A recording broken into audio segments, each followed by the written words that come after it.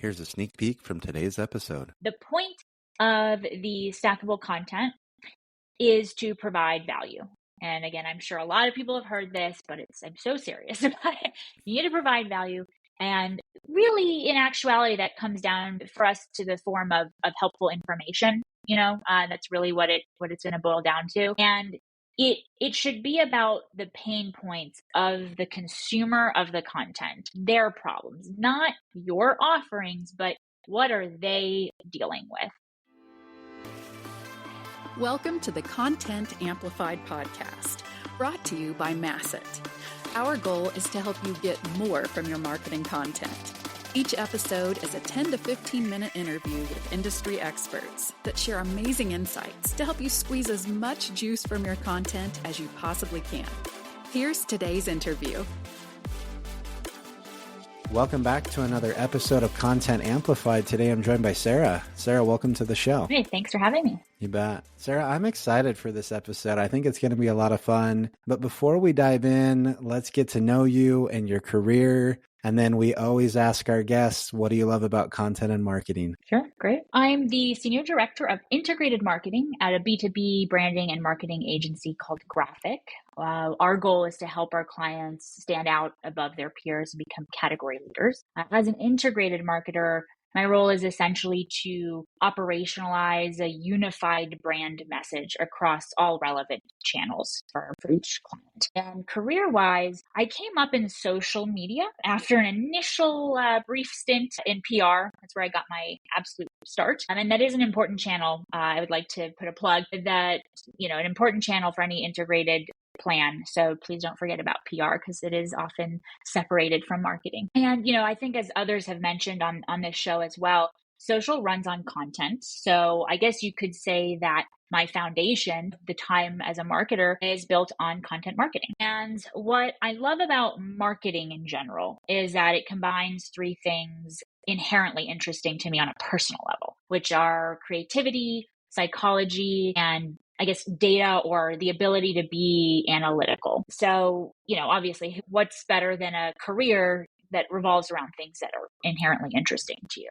So what I love about content marketing specifically is simply that it's good, smart, strategic, effective marketing. Of course, when done well. And as a marketer, or really any human being, it's just exciting. You get a bit of a rush when your work is effective. It's like a dopamine hit. So I love seeing the content marketing work. It's exciting. I love it. Well, Sarah, today what we're going to talk about is snackable content. And I love this term. People sometimes say repurposing content or other terms. I love snackable because inherently I think it tells a better story of what repurposing content should look like.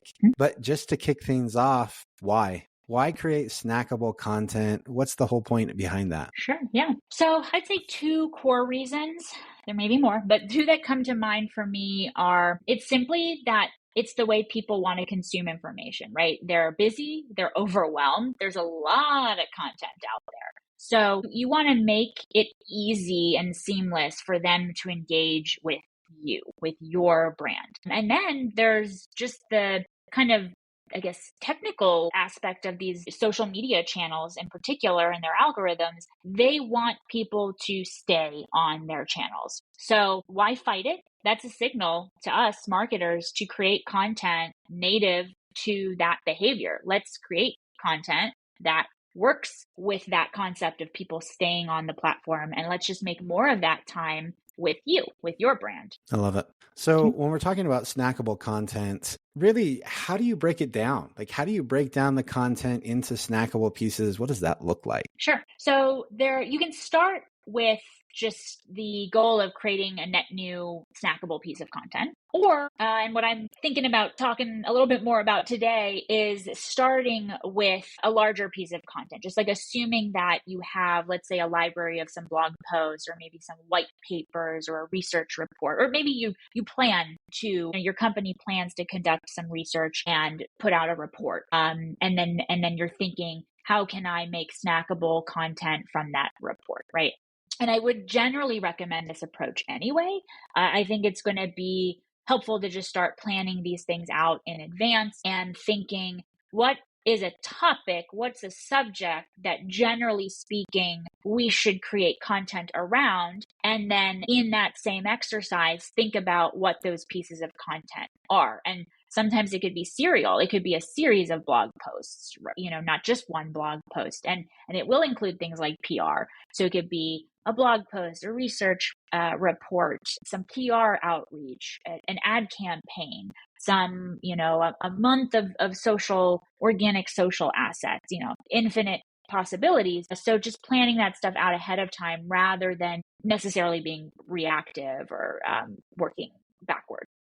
Very cool. So one thing I'm curious about, when you're creating snackable content, you said you're starting from a bigger piece of content like a research paper, blog post. How does the idea or the strategy of creating snackable content even kind of adjust how you plan for creating some of the bigger pieces of content and some of those studies? How does it impact the overall strategy and planning? It's a great question. And so, let's just take the research for an example, right? It can help you or help ensure that you're asking questions that could at least result in interesting results. Not to use the same word twice, but so, obviously there's going to be some reason you're conducting a survey, let's say, but think about the potential results of the survey.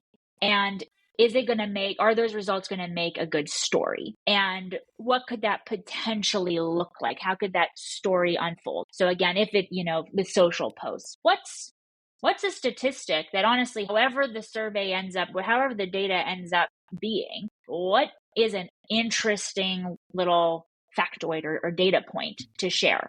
Or what are some questions that the results combined would make for a good blog post or an overall takeaway or, aha or thought leadership, perhaps for one of your executives, right? So yeah, just thinking about where the content is going to end up can also help inform how you gather that content and even what that content is. So even thinking about let's say you need to create a blog post, right? What should it be about? There's a ton of different places you could look. You could look in your own search engine marketing data. You can look in your SEO data, so the more organic side of things. You can talk to your customers. You can use unsolicited customer feedback. I think I heard a past guest talk about even chat, sometimes like customer chat inquiries and conversations. Love that. Brilliant. So you're really going to hear their pain points without even having to ask them sometimes, for better or worse. So a number of places you can look: Reddit, other niche forums, even social media commentary. You can kind of go through there and see what people care about and then craft content about those topics. And that content, again, can be a blog post and or social, etc. I love it. So you've got this really good piece of content. You're creating snackable content from it. What's kind of the goal of that snackable content? Like, what are you trying to accomplish? How does that tie into the overall piece? What are your thoughts in that space? Yeah, great. So I will say first, the goal is not to directly sell your product or service. Put that to the side. Obviously, we're all in business. We have things to sell. But the point of the stackable content is to provide value. And again, I'm sure a lot of people have heard this, but I'm so serious about it. You need to provide value. And really, in actuality, that comes down for us to the form of helpful information. That's really what it's going to boil down to. And it should be about the pain points of the consumer of the content, their problems, not your offerings, but what are they dealing with? And I guess just a quick reminder too, when it comes to even like just brand messaging, people don't really care what you tell them about your brand. It's what you show them, and not to be, corny or whatever. It's how you make them feel. I know we've all heard that. It's how you make them feel, but it's true. Because, for instance, you can't just tell someone you're innovative and then, they're going to buy, your service. You have to be innovative and show how you're innovative. If you're not innovative, you should really pick a value proposition. But, it's just, again, similarly, you have to think about it from their perspective. You're not going to buy something just because someone told you they're innovative. So similarly with content, it needs to actually address what they're interested in and not just tell them about your product. I love that. That's awesome. Mm-hmm. So when you look at it, let's say again, I'm creating snackable content. I've got a really cool blog post, something like that. Maybe like, can you walk us through your process? Like, how do you evaluate the content? How do you get the ideas? How do you execute? What does that process actually tactically look like? Yeah, of course. So let's say we're doing it for LinkedIn. Let's say we want to do a LinkedIn post, which would likely also translate to a good, Facebook post, right? Or similar channels. You can start with a format in mind. So you can kind of start off with, I want to create a static image, or I want to do carousel of images, or I want to do a video. But what I would actually recommend, and what I normally do, is I let the content speak to me, and I go a little bit more off creative vibes, for better or worse. And while I'm consuming, let's say, example is blog posts. While I'm reading the blog posts that I may or may not have written myself, I'll see if I'm struck with a vision for how the information can be conveyed a little bit more visually, in a little bit more of a kind of breadcrumb approach again. Sometimes it'll be very clear, oh, this really needs to be told via video. Or maybe it's, no, a static image, a singular image would actually suffice in this case. And I will say, there are real life limitations here. For some people, even with where we are with AI, a video may not be achievable because of budget, because of skill, because of timing. So just, that is an understanding that it doesn't always have to be a video, because I do feel like people often feel that way, and it doesn't have to be a video.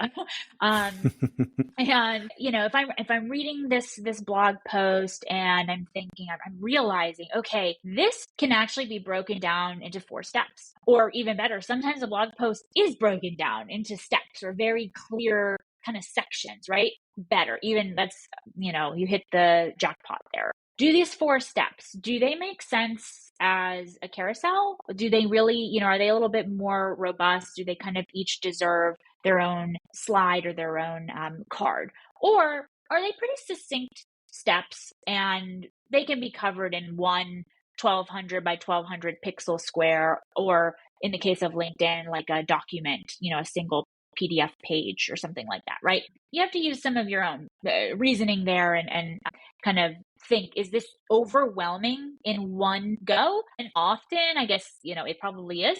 So just think, you don't want to overwhelm. So kind of use that as a guide. And, keep in mind also that snackable content doesn't need to have everything, right? I'm not trying to tell you everything from the blog post in this one social post. It's a snack, it's an appetizer, an appetizer, if you will, right? We're teasing out the information. We'd love for people to actually not just share the content. That's kind of like the golden standard, I feel, on social. We would love people to click back to our website, right? I mean, that's, we want that, but understand that they're not always going to, and usually they're not, right? Statistically, most of them are not going to do that. So we would like for them to get even more value once they do go to your site, if they do.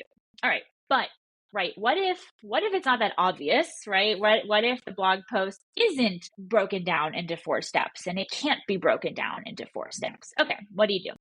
Find something substantive. Find just one thing. You can find a couple things if you want, or you can really drag it out, right? You can make them each their own individual asset or their own individual post, but find something of value, right? What is one of the core takeaways of the blog post? Surely every blog post has some sort of message they're trying to convey. So what is it? And let's turn that into the asset, right? Let's make that the focus. So from here, it's, how do you visually present that information? And I will say, this part gets subjective and challenging. It's easier said than done. And if you do need help, ChatGPT, Claude, a human friend, they could brainstorm with you. You can think through, just pull on other life experiences. There's no right or wrong here. This now really becomes a creative exercise of, how can I visually present this information in a way that will capture attention very quickly, will convey the point very quickly, and again, ideally is shareable. You want your core audience member to see this and just be so compelled to share it, because it, makes them look smarter, more informed, or it's interesting or entertaining. I mean, love some humor in B2B. We're all human. So put a little humor in there. So again, easier said than done, but that is really where I think a lot of the time goes into is giving it some careful thought. And then you don't want to forget kind of the cherry on top, the CTA, call to action. It could be to go visit the site. It could be for comments or engagement on the platform, right? So it depends on what makes sense for you and your goals, your business goals. And then for folks that if you do include a link and people do click through, you also then have the opportunity to extend that journey. So let's say they click through to the blog post. The blog post itself should not be salesy. Again, you want to continue that theme of providing value. Don't be off-putting. But you might have some subtle little breadcrumbs on that page, right? You might have related blog posts that do talk about your products, perhaps, or you do have recommended products, right? I mean, there's, again, no right or wrong, a lot of different ways, but you can subtly weave in some stronger, a little bit more direct CTAs that get a little bit further down that funnel once people are on your website. But, I would say the thing to keep in mind with snackable content is you really do want it to be audience centric and not salesy. I love that. Sarah, this has been an absolute masterclass when it comes to snackable content. I love the strategy, the tactical advice, the guide on how to get even ideas and like brainstorm with ChatGPT and talk to friends and all of this advice. I love that you're talking about this isn't a sales pitch. This is kind of a teaser. This is something valuable. I love it. Sarah, if anyone wants to reach out and connect with you online, how and where can they find you? Sure. Yeah. LinkedIn is great if you want to reach out to me personally. If you're interested in working with an agency, feel free, of course, to reach out to us on our website, graphic.com. And I think we'll have some links posted as well. But yeah, feel free to reach out to me directly. Happy to chat through your content needs or anything marketing, really. I love it. And for anyone listening, we will have all those links in the show notes below. So take a look and connect with Sarah. Again, Sarah, thank you so much for the time and all the insights today. I really do appreciate it. Thank you so much. Thank you for listening to the Content Amplified podcast. Please subscribe and leave us a review. And for additional ways to get more out of your content, visit our website at getmasset.com. That's getmasset.com. And tune in next time to the Content Amplified podcast.